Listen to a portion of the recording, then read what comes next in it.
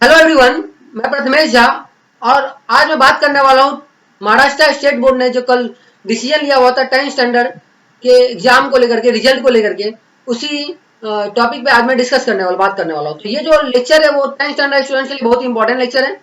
तो 10th standard students का जो भी माइंड में डिफिकल्टी, अभी तक जो भी माइंड में कंफ्यूजन होगा 10th स्टैंडर्ड के स्टूडेंट्स का, जो भी माइंड में क्वेश्चन आ रहे होंगे वो इस लेक्चर में जरूर सॉल्व रहेंगे। तो बहुत सारे स्टूडेंट्स जब से बोर्ड एग्जाम कैंसिल हुआ तब से कंफ्यूज थे कि बोर्ड एग्जाम तो कैंसिल होगा लेकिन रिजल्ट कैसे बनेगा, रिजल्ट हमारा कैसे आएगा, एडमिशन कैसे होगा 11th में, सीईटी का बाद में फिर कुछ बातें आई तो सीईटी का क्या है क्या नहीं है, ये सब बहुत सारे स्टूडेंट्स के माइंड में कंफ्यूजन होगा, बहुत सारे स्टूडेंट के माइंड में क्वेश्चन ऐसे ये सब क्वेश्चन आ रहे होंगे।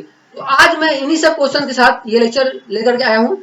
इस लेक्चर में मैं डिस्कस करने वाला हूँ कि रिजल्ट किस बेसिस पे तुम्हारा बनेगा, क्योंकि 10th स्टैंडर्ड का बोर्ड एग्जाम तो कैंसिल हो चुका है लेकिन रिजल्ट किस बेसिस पे बनेगा वो मैं आज बताने वाला हूं तुम लोग को। रिजल्ट कब आएगा ये भी मैं बताने वाला हूं। सीईटी क्या है ये मैं डिस्कस करने वाला हूं आज। सीईटी का सिलेबस क्या है, सीईटी का पेपर पैटर्न क्या है, क्या सीईटी देना चाहिए, कंपलसरी है क्या, या फिर कॉलेज में कैसे एडमिशन होगा, इन सभी क्वेश्चंस के आंसर मैं आज के लेक्चर में देने वाला हूँ, डिस्कस करने वाला हूँ। चलिए फिर एक एक करके मैं क्वेश्चन लेता हूँ और उसके आंसर्स मैं देता हूँ। तो सबसे पहले हम लोग डिस्कस करेंगे कि रिजल्ट किस बेसिस पे बनने वाला है, क्योंकि बोर्ड एग्जाम तो कैंसिल हो गया। इससे पहले क्या होता था कि बोर्ड एग्जाम होता था, एग्जाम पेपर देके आते थे, 80 मार्क्स 20 मार्क्स तुमको इंटरनल मिलता था और उस बेसिस पे तुम्हारा रिजल्ट बनता था। लेकिन कोविड की वजह से इस बार तुम्हारा 10th standard board exam cancel हो गया है। तो अभी रिजल्ट किस बेसिस बनेगा वो मैं तुमको बता दूं कि रिजल्ट बनने के लिए तुम्हारा जो पहले होता था, जैसा हर एक सब्जेक्ट का 100 मार्क्स कंसीडर किया जाता था, वैसा ही इस साल भी हर एक सब्जेक्ट का 100 मार्क्स कंसीडर किया जाएगा। मीन्स 100 मार्क्स का तुम्हारा हिंदी का कंसीडर किया जाएगा, इंग्लिश का भी 100 मार्क्स, मराठी का भी 100 मार्क्स, हिस्ट्री का भी, मतलब हिस्ट्री ज्योग्राफी मीन्स एसएस का भी 100 मार्क्स, मैथ्स का भी 100 मार्क्स एंड साइंस का भी 100 मार्क्स कंसीडर किया जाएगा। लेकिन 100 मार्क्स में से किस बेसिस पे तुमको मार्क्स मिलेगा, जैसे हिंदी में तुमको किस बेसिस पे 100 में से तुमको मार्क्स मिलने वाला है, तो चलिए देख लेते हैं किस बेसिस पे मिलने वाला है। सबसे पहले 30 मार्क्स जो तुम्हारा है, 100 में से 30 मार्क्स तुम्हारा मिलेगा इंटरनल जितने भी एग्जाम्स हुए थे, यानी तुम्हारा साल भर में 10th में साल भर में जितने भी तुम्हारे एग्जाम्स हुए थे, वो तुम्हारे यूनिट टेस्ट हो या सेमेस्टर हो या प्रीलिम हो, उस बेसिस पे तुमको 30 मार्क्स तुमको मिलने वाला है। 100 मार्क्स में से तुमको 30 मार्क्स किसके बेसिस पे मिलने वाला है, जो भी तुम्हारे साल भर में जितने भी एग्जाम्स हुए थे, प्रीलिम हुए, सेमेस्टर हुए, यूनिट टेस्ट हुए, जितने भी इंटरनल एग्जाम्स हुए थे, उस बेसिस पे तुम्हारा 30 मार्क्स मिलने वाला है। बाद के 20 मार्क्स तुमको मिलने वाले हैं ओरल के बेसिस पे। जैसा कि जो ओरल जो है तुम्हारा बोर्ड का जो रूल है, जो बोर्ड का रूल है ओरल देने का, जैसे कि तुम्हारा यदि एग्जाम कैंसिल नहीं हुआ होता, यदि तुम्हारा एग्जाम कैंसिल नहीं हुआ होता तो बोर्ड तुमको 20 मार्क्स ओरल देती ना, 80 मार्क्स है ना, तुम पेपर लिख के आते, 20 मार्क्स तो तुमको बोर्ड ओरल देती। तो जैसा बोर्ड ओरल देती मीन्स स्कूल ओरल देती, तो जो स्कूल 20 मार्क्स ओरल देती है वही ओरल मार्क्स 20 मार्क्स कंसीडर होने वाला है, 20 मार्क्स एज ए 20 मार्क्स, ठीक है। मीन्स तुमको जो पहले ओरल मिलने वाला था ओरल तुमको मिलेगा 20 मार्क्स तुम्हारा उसी ओरल का, मतलब ओरल के किस बेसिस पे मिलता था, तुम्हारे प्रैक्टिकल के बेसिस पे, तुम्हारे होमवर्क जो मिल रहे थे उस बेसिस पे, तुम्हारे जो ओरल एग्जाम्स थे उस बेसिस पे मिलते थे। तो वो भी तुम्हारे ओरल का जो तुम्हारा 20 मार्क्स है वो तुमको मिलने वाला है एज इट इज। 30 मार्क्स तुम्हारा क्या हो गया, जो साल भर एग्जाम हुए थे उनका, और 20 मार्क्स तुम्हारा क्या हो गया ओरल का। बच गया 50 मार्क्स, 100 मार्क्स में 50 मार्क्स कंप्लीट हो गया, बच गया 50 मार्क्स। 50 मार्क्स तुमको मिलने वाला है 9th स्टैंडर्ड का जो तुम्हारा रिजल्ट आया था उस बेसिस पे, 9th स्टैंडर्ड का जो तुम्हारा रिजल्ट आया था उस बेसिस पे। फॉर एग्जाम्पल यदि मैं बोलूं कि तुम्हारा मैथ्स में यदि 9th स्टैंडर्ड में 98 मार्क्स आया होगा, यदि मैथ्स में 9th स्टैंडर्ड में तुम्हारा 98 मार्क्स आया होगा, तो तुमको उसका 49 मार्क्स यानी 98 मार्क्स का 50% मीन्स 49 मार्क्स तुमको 10th में कंसीडर होगा। तो 10th में 49 मार्क्स उसका कंसीडर होगा, फिर साल भर तुमने जो पेपर दिया होगा उसमें से 30 मार्क्स कंसीडर होगा और तुम्हारा ओवरऑल में से 20 मार्क्स कंसीडर होगा, और ये टोटल मिलाकर के 100 मार्क्स में से तुम्हारा पेपर बनेगा। फिर से बता दूं 30 मार्क्स किसका होगा, 30 मार्क्स होगा जो तुमने साल भर में पेपर दिया हुआ है, इंटरनल एग्जाम्स हुए, यूनिट टेस्ट हुए, सेमेस्टर हुआ और जो तुम्हारा प्रीलिम्स हुआ उस बेसिस पे। 20 मार्क्स किस बेसिस पे होगा, 20 मार्क्स तुम्हारा होगा जैसा तुमको ओरल पहले मिल रहा था बोर्ड्स के रूल के हिसाब से उसी बेसिस पे, एंड 50 मार्क्स तुम्हारा होगा 9th स्टैंडर्ड का जो तुम्हारा रिजल्ट था उस बेसिस पे। टोटल 100 में से तुम्हारा हर एक सब्जेक्ट का इवोल्यूशन होगा, हर सब्जेक्ट का 100 में से मार्क्स कंसीडर किया जाएगा। ओके, अब बात आती है कि चलो मार्क्स किस बेसिस पे मिलेगा वो तो मिल गया, मालूम पड़ गया, लेकिन रिजल्ट कब आएगा भाई, अभी रिजल्ट कब आएगा। तो बोर्ड ने स्कूल को बताया हुआ है, स्कूल को गाइडलाइंस दिया है कि जो बोर्ड में स्कूल को गाइडलाइंस दिया है कि जून तक, जून एंड तक जो है उनको रिकॉर्ड सब सबमिट कर दे। जून एंड तक मतलब तुम्हारा रिजल्ट आने की संभावना है, जून एंड तक तुम्हारा रिजल्ट डिक्लेयर हो जाएगा। क्योंकि बोर्ड ने गाइडलाइंस दिया हुआ है स्कूल को, क्योंकि इस बार जो रिजल्ट है वो स्कूल के हाथ में ही है। स्कूल को ही 9 का मार्क्स कंसिडर करके 50 मार्क्स देना है, स्कूल को ही ओरल मार्क्स देना है 20 मार्क्स, स्कूल को ही 30 मार्क्स जो साल भर एग्जाम हुआ उस बेसिस पे देना है। मतलब पूरा रिकॉर्ड स्कूल को सबमिट करना है। तो बोर्ड ने स्कूल्स को बोला हुआ है कि 9 जून एंड तक सभी रिकॉर्ड सबमिट करने को। तो मीन्स तुम्हारा जून एंड तक तुम्हारा रिजल्ट आने की संभावना है। तो रिजल्ट कब आएगा? तो ऑब्वियसली जून एंड तक आने की संभावना है। उसके बाद फिर बात आती है, बहुत सारे लोगों के माइंड में, बहुत सारे स्टूडेंट के माइंड में क्वेश्चन आ गया सीईटी को लेकर के। ये सीईटी क्या है? तो सीईटी का पहली बात बता दो, फुल फॉर्म होता है कॉमन एंट्रेंस टेस्ट। सीईटी का फुल फॉर्म क्या होता है? Common entrance test. तो ये सीईटी बना हुआ है तुम्हारा 11th के एडमिशन के लिए।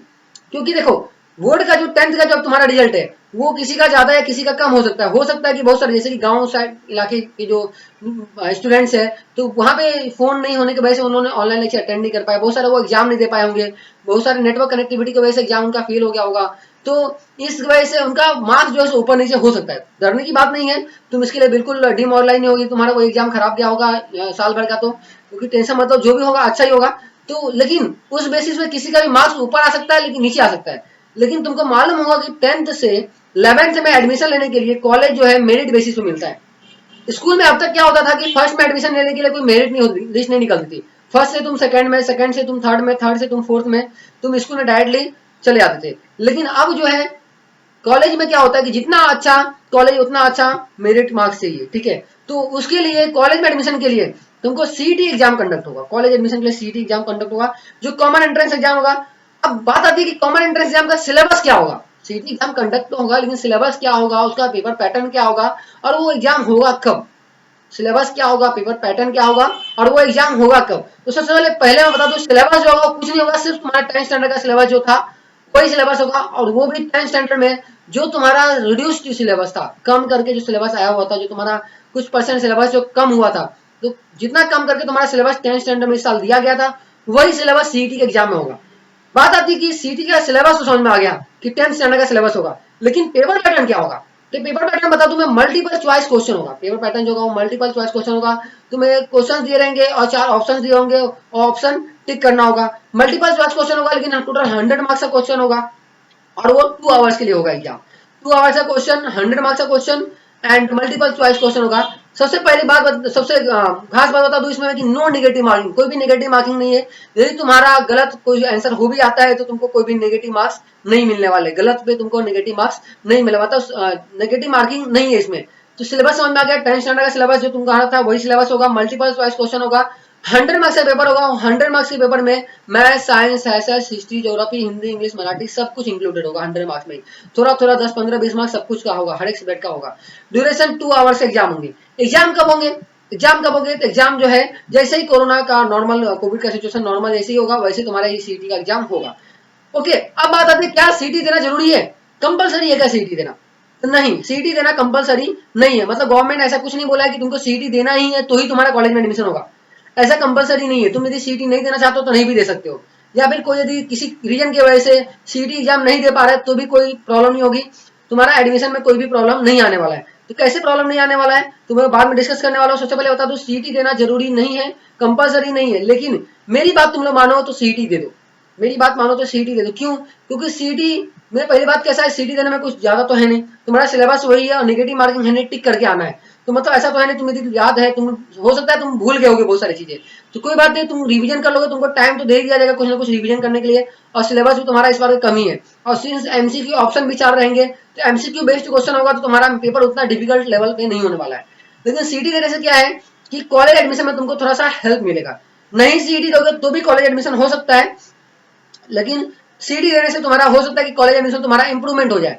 फॉर एग्जांपल, तो वो मैं आगे डिस्कस करने वाला हूं, कैसे कॉलेज में इंप्रूवमेंट कॉलेज एडमिशन में हो सकता है, वो मैं आगे डिस्कस करने वाला हूँ। तो वही अगला टॉपिक है हमारा, कॉलेज में एडमिशन कैसे होगा।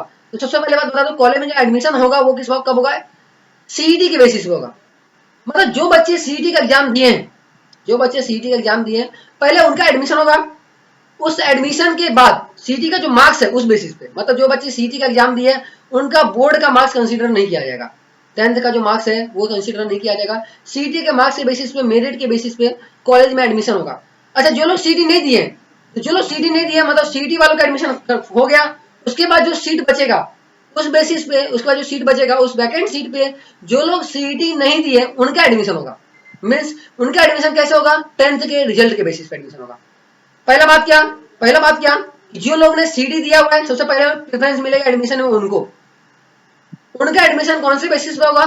सीईटी के रिजल्ट के बेसिस पे होगा। उसके बाद जो लोग सीईटी नहीं दिए थे, जो लोग सीईटी नहीं दिए थे उसके बाद उनका एडमिशन होने वाला है। तो सीईटी वालों का एडमिशन हो गया। अब जो सीट बचा उस सीट पे सीईटी जो लोग नहीं दिए थे उनका एडमिशन होगा। अब उन्होंने सीईटी तो दिया नहीं तो किस बेसिस पे एडमिशन होगा? तो 10th स्टैंडर्ड के रिजल्ट के बेसिस पे एडमिशन होगा। 10th स्टैंडर्ड के रिजल्ट के बेसिस पे एडमिशन होगा। ओके, तो 10th स्टैंडर्ड के रिजल्ट के बेसिस पे एडमिशन होगा। अब सीईटी देना कंपलसरी है क्या?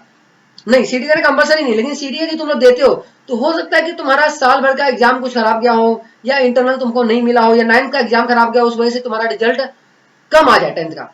लेकिन तुम यदि सीईटी में तुम्हारा रिजल्ट यदि अच्छा आ जाता है तो तुमको top school, top college select करने में आसानी होगी, क्योंकि टॉप कॉलेज जितने भी है वो सीईटी बेसिस पे ही एडमिशन देने वाली है। और मोस्टली टॉप कॉलेजेस जितने भी है उनका जो एडमिशन है वो फर्स्ट मेरिट लिस्ट और सेकंड मेरिट लिस्ट में ही खत्म हो जाता है, एडमिशन फुल हो जाता है।